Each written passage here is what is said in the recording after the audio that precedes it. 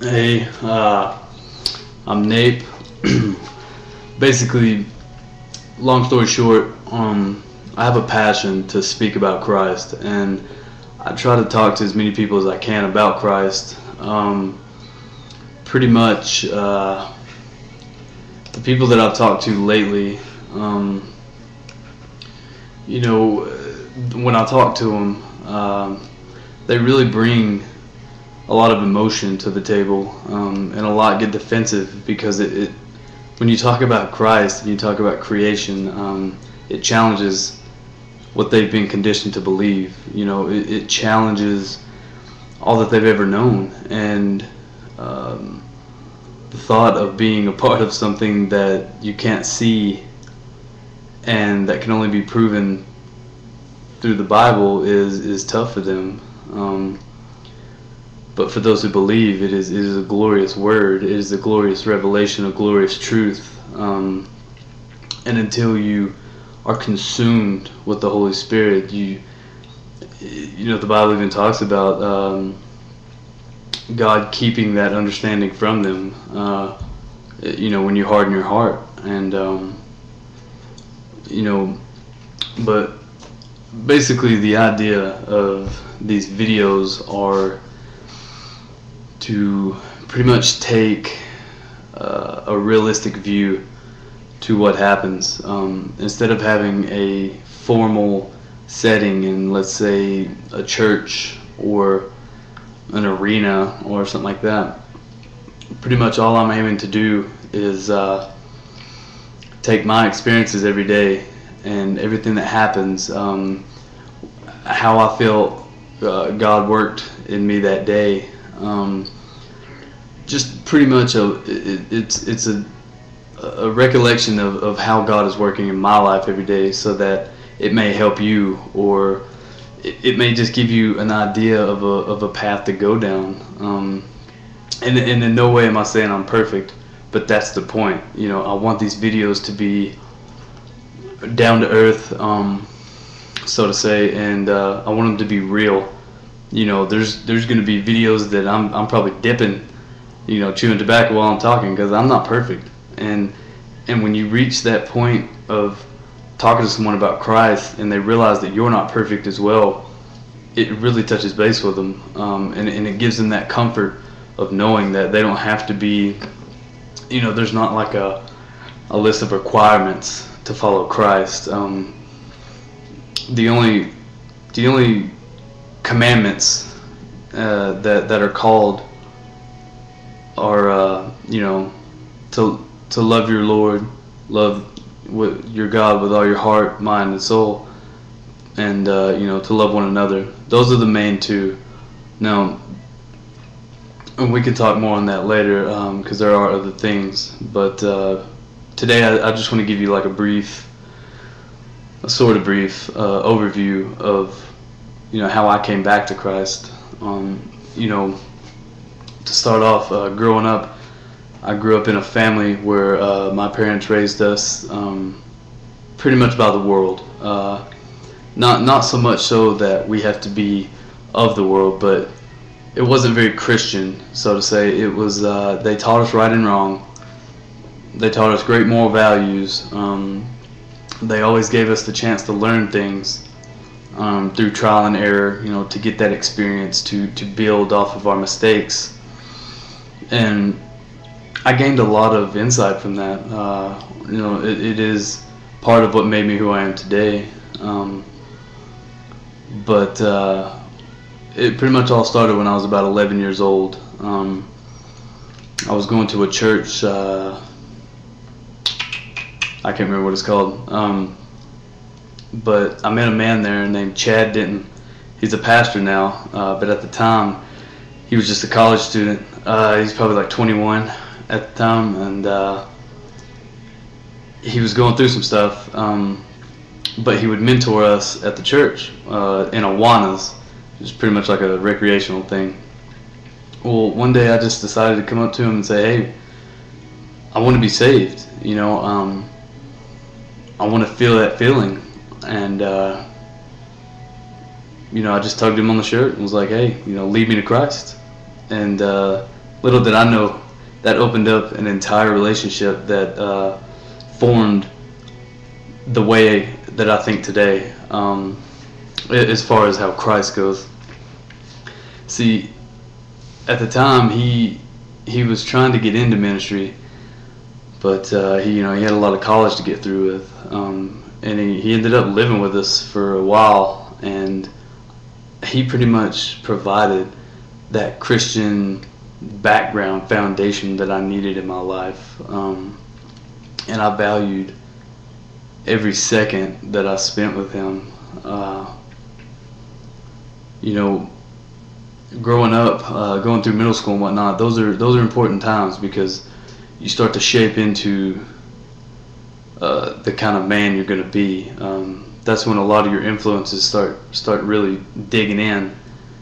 And but let's fast forward to high school. Once I got to high school, it was all sports, 24/7, 365. That's all I cared about.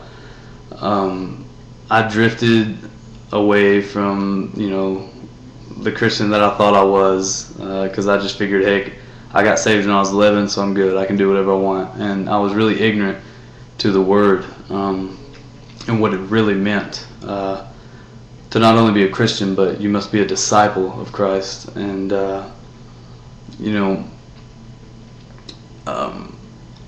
so throughout high school, like I said, I drifted a lot, and I ended up getting in a relationship that was it didn't honor God in any way. Now, don't get me wrong, I love this girl. I loved her with all my heart. She was my first love. But it caused a lot of pain. It caused a lot of trouble. I tried to do things my way, and it didn't work out at all. It ended up being a ridiculously horrible ending, and it affected me for the longest time in my relationships with people. Again, I drifted away from Christ. Therefore, I don't know what made me think it was going to be good, but anyway, so I get the chance to go to college and play baseball, which was a dream for me. And again, I'm still drifting from the Lord on all levels. And I get to college in Decatur, Alabama, and let's just say it wasn't the best setting for a Christian at all in any way, and I completely just fell into so much sin, so much so that I had the attitude that I was only there for baseball. I wasn't there for school. I wasn't there for anything but baseball, and it consumed my life. I ended up getting into a lot of drugs in college, and mostly just weed and dope and whatnot, but and ping pong. It was like weed, ping pong, baseball, and that was my top 3 priorities. And whatever, I had fun, but it cost me so much more. It's like Chad told me in his testimony. He says, everybody always tells you how high the drugs will take you, but no one ever tells you how low they'll leave you. And I witnessed that firsthand. And that wasn't even the worst of my drug problem. I ended up hurting my arm, and I couldn't play ball anymore. So when that happened, I was devastated, and I didn't even know what life was without baseball. So I fell into a depression that just overcame everything. I mean, I felt like it was almost the end of my life. And just when I thought I was at rock bottom, I get an opportunity a year later to go to another school in Columbia, Tennessee, to play ball again. This time I was a little more focused. I still didn't have much of God in my life, but I felt like this is my second chance. So I get there, and everything's running smooth. I'm actually doing, going to class and, playing ball and whatnot. Well, the season's getting ready to start, and my arm starts giving me problems. So I start getting to where I'm afraid to go to practice because I'm scared that my arm's going to get hurt again and I'm going to lose everything. And I pretty much gave up again. And it wasn't the best choice by any means, but I did it, you know. So I kept going to practice, and you know, before you know it, I get out there and I blow my elbow out again. And as soon as it happened, my entire world just crashed in a second. Everything I had built up, all the hope I had built up, it all just crashed again. And I fell into a much deeper depression. I mean, lower than rock bottom. I didn't leave my room in my apartment for about 3 weeks, it seemed. And I didn't even really do anything that 3 weeks. I just sulked and just remained in my selfish sorrow. And I actually reached a point where I didn't attempt, but I was at the point of attempting to take my own life. Because I felt there was no other way out. I had reached a point to where even eating seemed like it was just weird to me, because all I wanted to do was just sit there and do nothing. So I ended up calling a friend of mine, and the first thing I said when they got on the phone was, "Tell me something, say something right now to keep me from doing what I know I shouldn't, because I have nothing left. I have no strength, and I just want it all to end." And well, needless to say, God provided her with the Holy Spirit, and she talked me through it. But it didn't change anything. I was still depressed. Just wasn't as depressed as I was, you know. So I come back home, and my depression followed, and I completely wasted so much of my life just sulking and not wanting to do anything. I was a bum. I was a loser. You know, as the world saw it, I was a complete, just worthless waste of space, you know, in my parents' house. So I decided, okay, well, maybe I should just join the military, because that's all I have left, you know. That's the last resort, you know.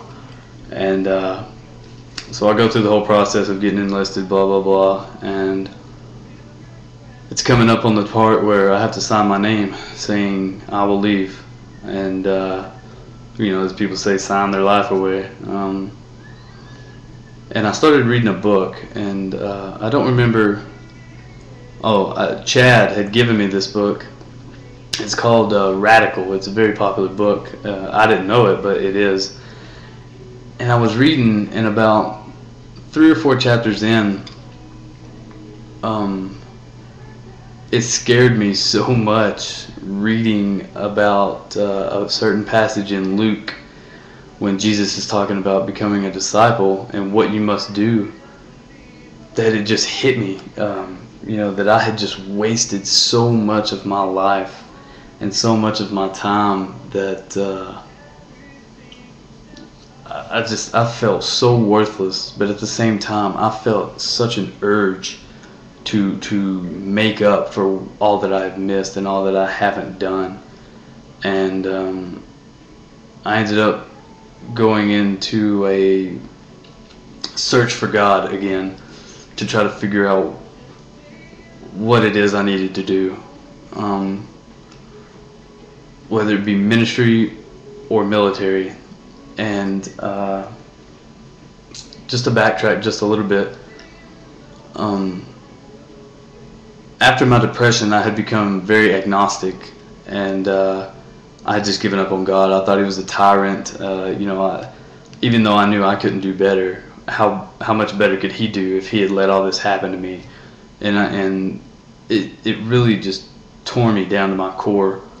Um, and I had made so many people mad because every time something good would happen, I would just throw it out or just be like, that's coincidence or it's lame. I was just a real idiot. And people were really getting tired of me.